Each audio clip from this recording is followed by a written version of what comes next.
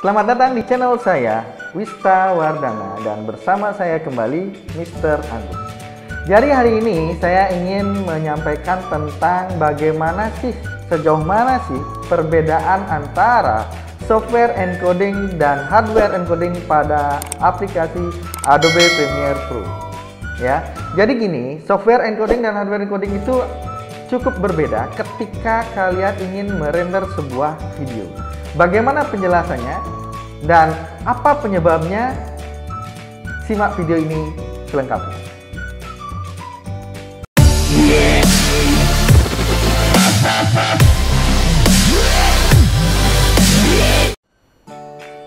Nah, jadi sebelum kita masuk ke pembahasan tentang software encoding dan hardware encoding, saya ingin menjelaskan sedikit tentang komponen PC maupun laptop yang penting yang ada selain CPU, yaitu GPU, Graphical Processing Unit. Jadi ini biasanya digunakan untuk mengolah gambar grafis yang biasanya tidak ditangani oleh CPU. Jadi GPU ini bertugas untuk mengolah gambar. Dan perbedaan antara CPU dan GPU biasanya terletak di core-nya. Kalau kita berbicara tentang GPU, misalkan contoh Nvidia GeForce GTX 1650, itu sudah menggunakan banyak core, bisa core-nya itu ratusan hingga ribuan, ya. Jadi ketika kalian menggunakan GPU untuk dipadukan dengan CPU pada saat proses rendering video, maka akan memangkas waktu durasi rendering video kalian yang biasanya mungkin bisa puluhan menit, bisa jadi cuma beberapa menit saja. Dan untuk lebih jelasnya, saya akan tampilkan bagaimana ilustrasi dari tim Nvidia saat mempublikasikan bagaimana sih perbandingan kinerja antara CPU dan GPU. Coba lihat video ini. Alright, I introduced to you Leonardo, and he's going to paint a picture for you guys in the way that a CPU might do it, as a series of discrete actions performed sequentially, one after the other. In 3, 2, 1. Let me speed it up.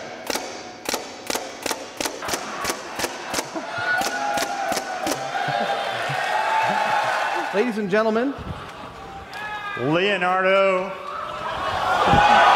2.0.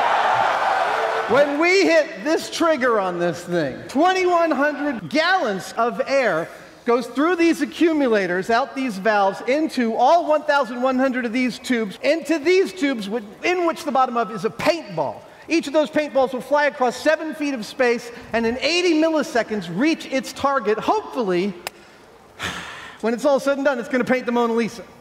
GPU painting demonstration. Yep.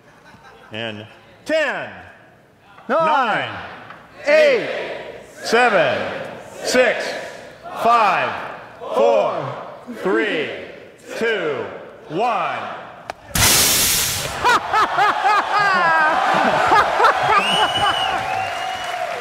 Ladies and gentlemen, science class is now over. Thank you.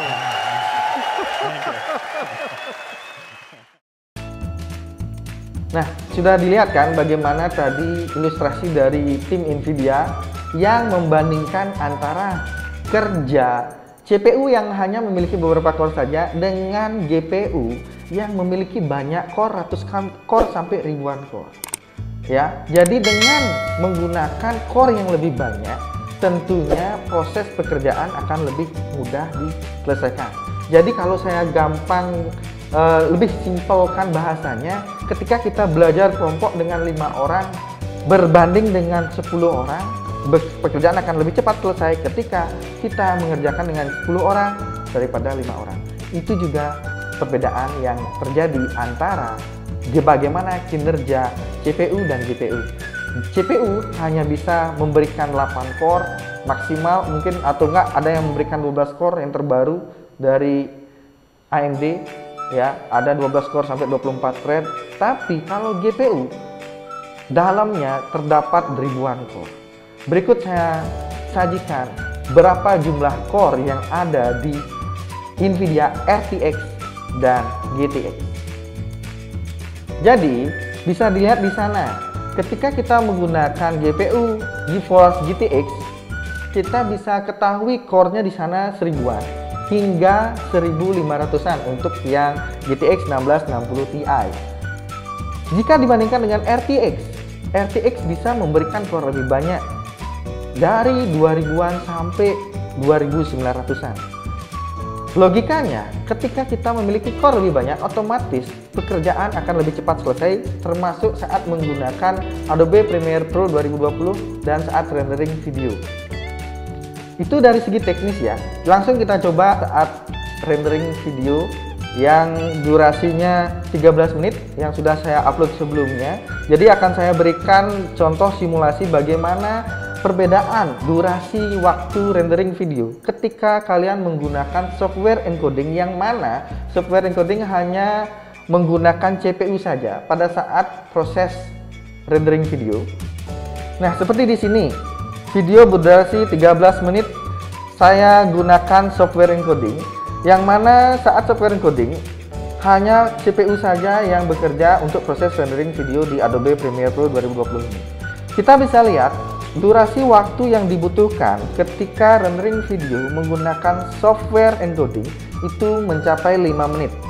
Dan jika kita buka Task Manager-nya, kita bisa lihat di sini CPU max load-nya hingga 100% dan GPU-nya bekerja hanya maksimal sampai 20% saja. Otomatis di sini kita bisa ketahui yang mana rendering video menggunakan software encoding itu lebih ke CPU intensif daripada GPU intensif ya.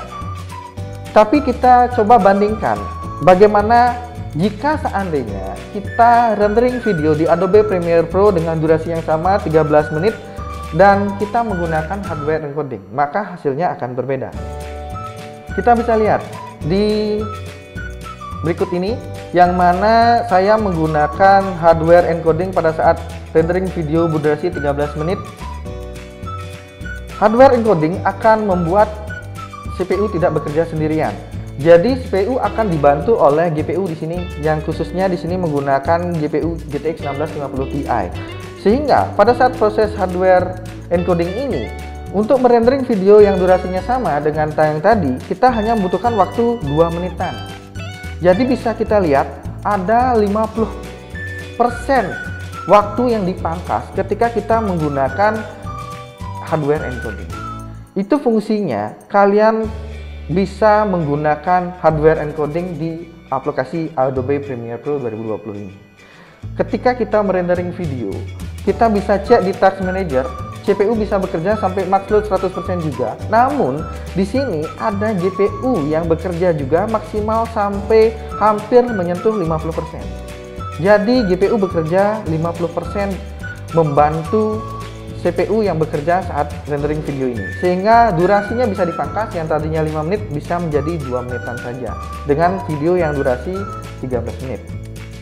Berikut saya tampilkan list GPU yang bisa digunakan untuk proses rendering video di Adobe Premiere Pro menggunakan hardware encoding.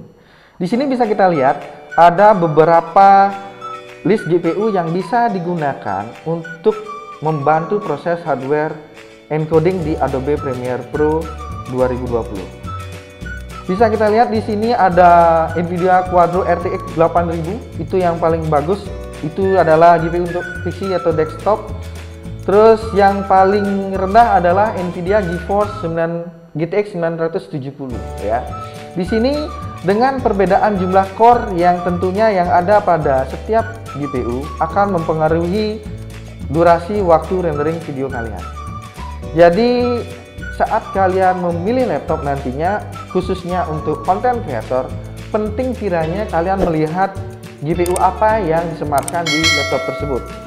Jadi kesimpulannya, ketika kalian ingin menggunakan aplikasi Adobe Premiere Pro 2020 dan ingin menggunakan hardware encoding, pastikan kalian sudah memiliki laptop ataupun PC desktop yang mana sudah mendukung hardware encoding. Jadi saya harapkan kalian bisa lebih bijak lagi dalam memilih laptop, sehingga nantinya bisa memilih laptop sesuai dengan kebutuhan kalian. Apabila kalian adalah content creator, usahakan untuk mencari laptop yang memiliki GPU yang bisa mendukung hardware encoding seperti yang saya berikan tadi listnya.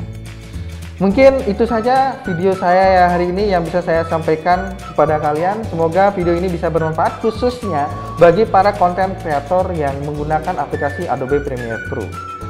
Itulah perbedaan antara software encoding dan hardware encoding. Sekian video saya hari ini. Like kalau kalian suka, dislike saja kalau kalian tidak suka. Sampai ketemu lagi di video saya berikutnya. Bye.